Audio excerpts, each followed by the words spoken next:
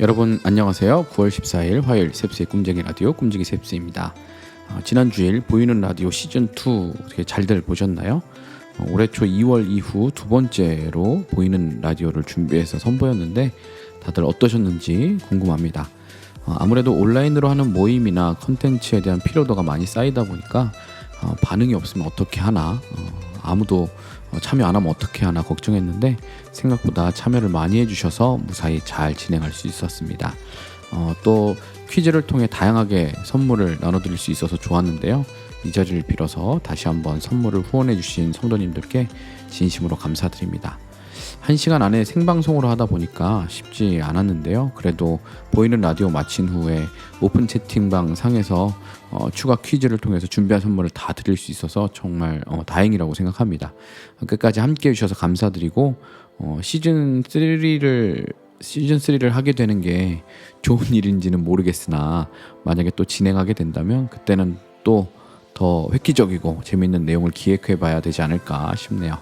오랜만에 꿈쟁이 라디오에서 선물을 나눠드리니까 산타클로스가 된 기분이었습니다. 아직 선물 수령해가지 않은 분들 까먹지 마시고 교회 오셔서 선물 받아가시기 바랍니다.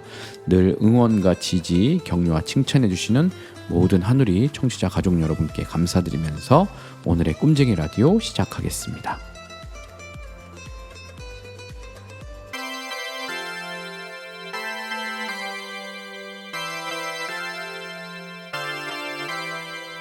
셉스의 꿈쟁이 라디오. 오늘의 메시지 시간입니다. 오늘의 큐티인 본문 시편 21편 1절부터 13절까지 말씀을 메시지 성경 번역으로 읽어드리겠습니다. 하나님, 주님의 힘은 곧 왕의 힘입니다. 주님의 도움받은 왕이 호산나를 외칩니다. 주께서는 왕이 원하는 것을 들어주시고 물리치지 않으셨습니다. 왕의 품에 한가득 선물을 안기시고 그를 성대하게 맞아주셨습니다.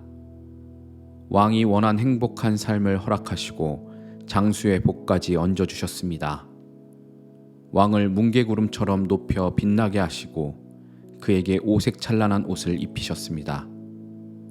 주께서 왕에게 복에 복을 더하시고 환한 얼굴빛으로 기쁨을 선사하십니다. 그러니 왕이 하나님을 사랑하고 가장 좋은 분을 떠나지 않을 밖에요. 주께서 한 손에는 원수들, 다른 손에는 미워하는 자들을 움켜쥐시고 용광로 앞에서 광채를 발하시니 저들이 잔뜩 몸을 움츠립니다. 이제 용광로가 저들을 송두리째 삼키고 불이 그들을 산채로 잡아먹습니다. 주님은 저들의 후손을 땅에서 쓸어버리시고 세상을 새롭게 하십니다. 저들이 꾸민 온갖 흉계와 음모는 모조리 불발로 끝났습니다.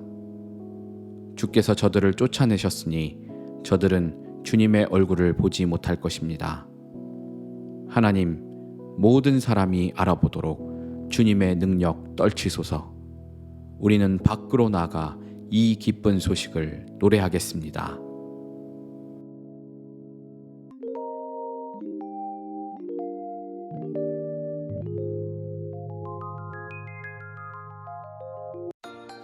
이번 코너는 셉스의 명화 시간입니다. 셉스의 명화는 재미있게 볼 수 있는 영화, 또 한 번쯤 생각해 볼 만한 영화, 다양한 영화 관련 주제로 제가 영화를 추천하고 소개하는 코너입니다.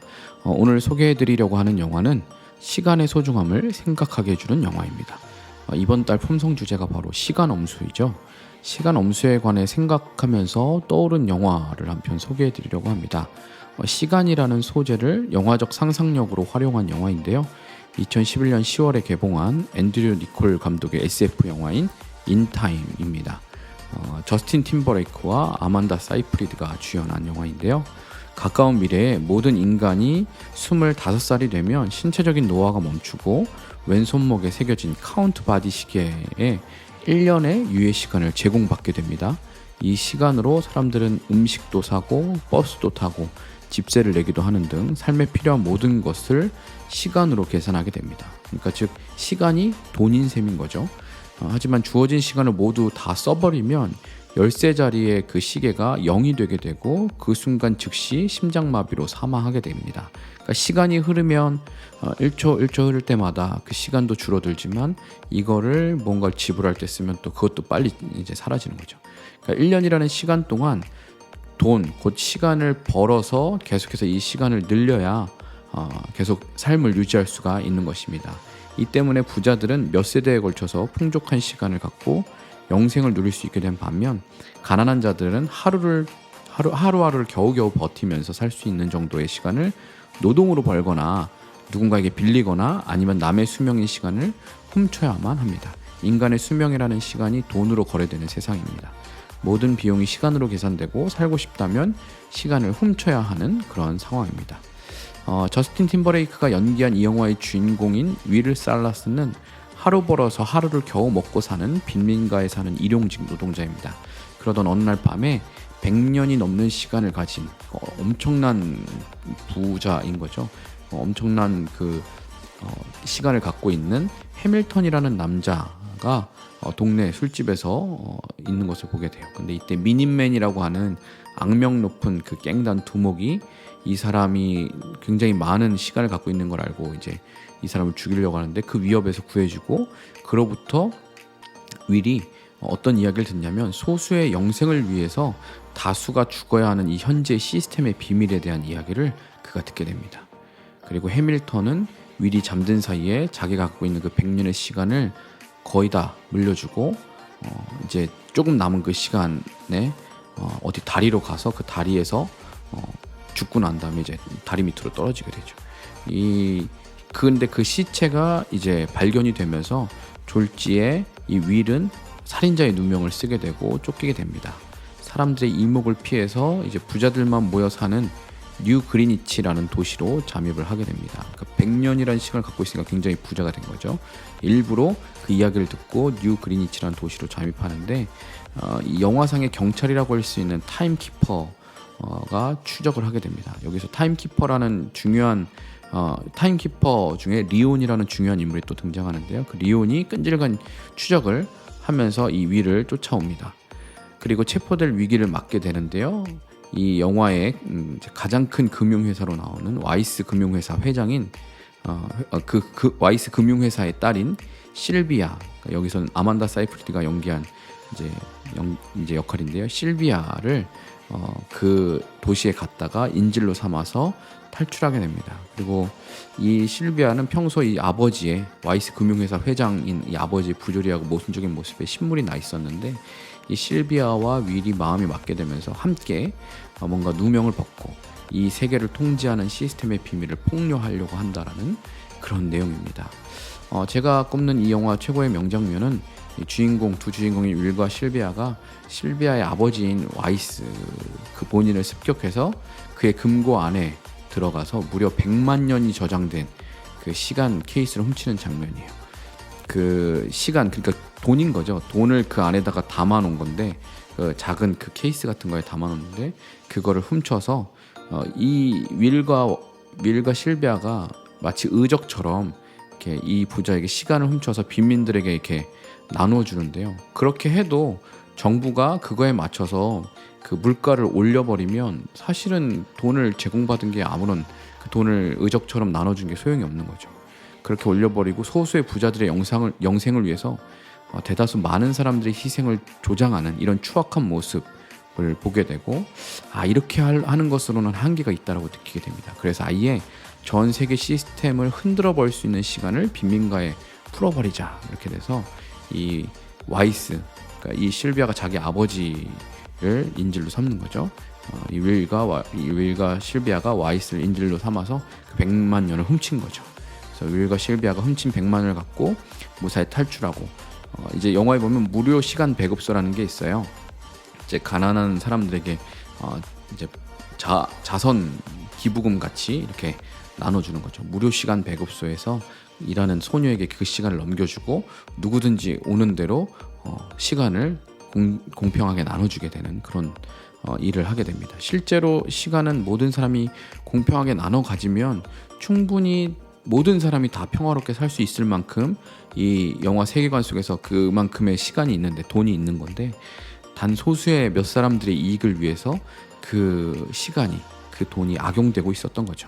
그리고 그 둘을 추적하던 타임키퍼 리온과 이 추격전에서 시간이 이제 이 윌과 이 실비아가 이제 남은 시간이, 갖고 있는 시간이 1분 남짓밖에 남지 않은 거예요. 그 상황에서 이 타임키퍼를 따돌리고, 타임키퍼들은 차에서 위급 상황마다 이제 시간을 공급받을 수 있어요. 시간, 이제 생명을 연장해야 되니까 시간을 공급할 수 있는데, 그 차에서 타임키퍼를 위해서 주어지는 그 시간을 이 윌이 공급받고, 또 실비아를 살리기 위해서 전력 질주를 해서 실비아를 살리는 그 장면을 명장면으로 꼽았습니다. 영화 초반부에 보면 그 영화 초반부 장면하고 이게 오버랩되는 장면이에요. 윌이 자기의 어머니를 단 몇 초를 놓쳐서 살리지 못하거든요. 어머니가 죽게 되는데, 이 장면에서는 이 사랑하는 실비아의 손목을 잡아서 시간을 공급해줘서 살리게 되는 거죠. 오늘은 이렇게 인타임이라는 영화를 추천드렸는데요. 영화적으로는 좀 아쉬운 점도 많이 있는 영화예요.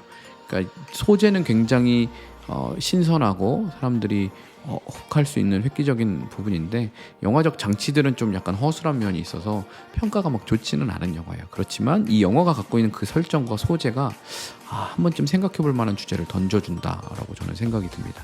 시간이 만약에 돈이라면, 이런 독특한 상상과 설정을 통해서 어떻게 보면 자본주의 사회, 그리고 부익부 빈익빈, 무전유죄 유전무죄, 이런 사회적 부조리를 비판하고 파헤치고 있기 때문에 그런데요. 그리스도인들에게도 시간은 중요한 주제인 만큼 분명히 이 영화를 보면 생각해 볼 거리들이 있을 것입니다. 독특한 상상력의 영화로 호기심을 자극하기도 하고, 특별히 이번 달 시간엄수의 품성을 묵상해 보시면서 한 번쯤 보시고 가족들이 대화해 보시기를 추천드립니다. 물론 어린이들은 볼 수 없습니다. 영화를 보면서 기억에 남는 장면이나 또 같이 나누고 싶은, 이야기하고 싶은 주제가 있으시다면 댓글로 남겨주시기를 바랍니다.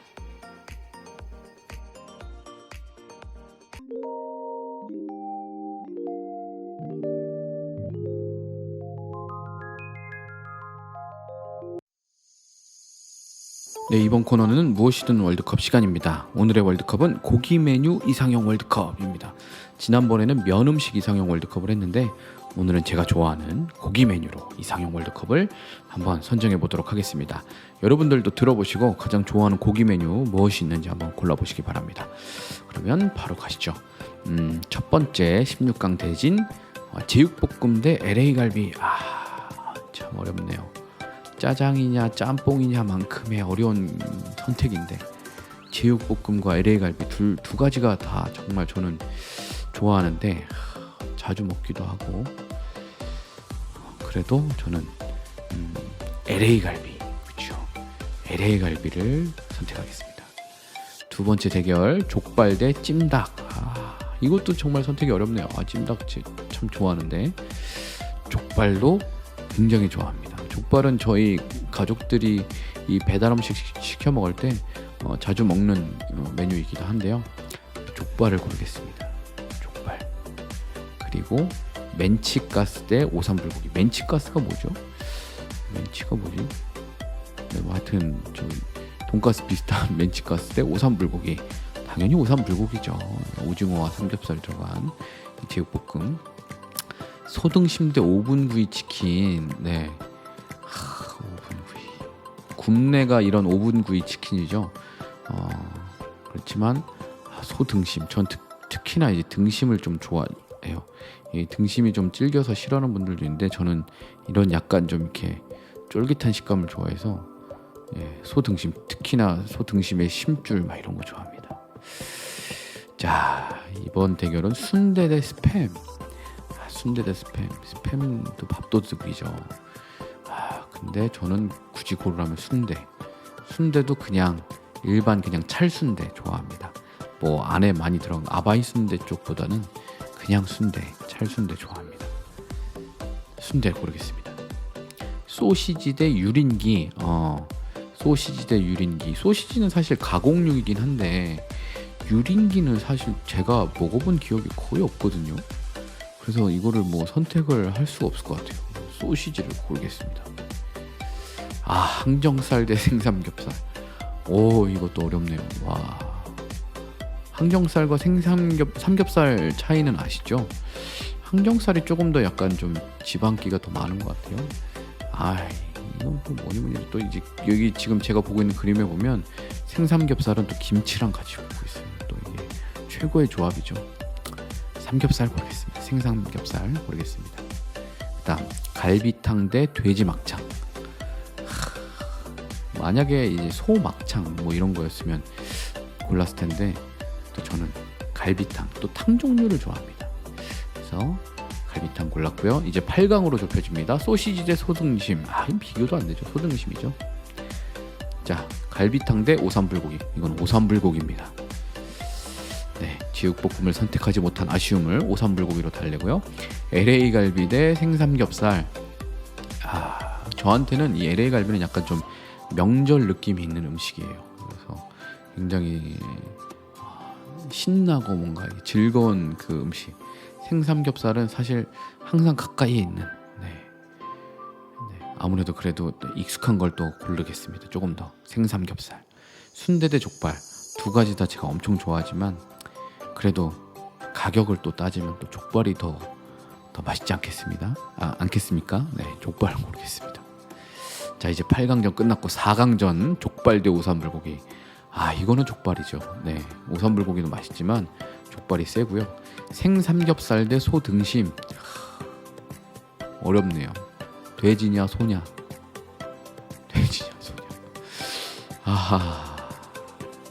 그래도 전 국민의 음식이라 할 수 있는 삼겹살, 생삼겹살 고르겠습니다. 네, 결국엔 결승전에는 돼지 대 돼지가 됐네요. 생삼겹살 대 돼지 족발.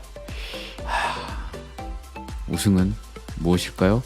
바로 생삼겹살 되겠습니다. 네, 가장 가까이 있으면서도 가장 많은 사랑을 받는 이 삼겹살 이렇게 구워 먹는 게 외국에서는 이런 문화가 없나 봐요. 보통 이 삼겹살 베이컨으로 만들어서 많이들 서양에서 먹던데 삼겹살 이렇게 구워 먹는 걸 보고 서양 사람들이 이렇게 맛있게 먹을 수 있는 방법이 있는 줄 몰랐다 막 이렇게 이야기하는 것도 봤는데, 하여튼 먹는 거에 있어서 우리나라는 참 일가견이 있습니다. 생삼겹살. 결국 저의 최종 우승은 생삼겹살이 되었습니다. 네, 다른 분들이 꼽은 이 순위를 한번 보니까 역시 생삼겹살이 1위네요. 네. 그리고 그 다음 2위, 3위, 4위, 5위가 다 소. 6위까지도 소네요. 소고기 특수 부위, 치맛살, 토시살, 안창살, 부채살. 2위 스테이크, 소 갈비구이, 소 곱창 대창.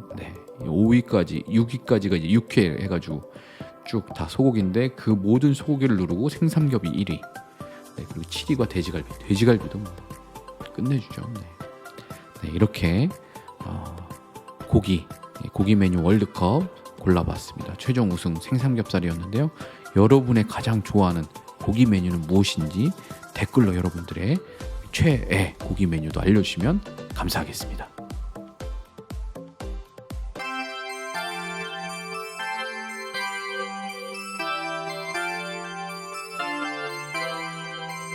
셉스의 꿈쟁이 라디오.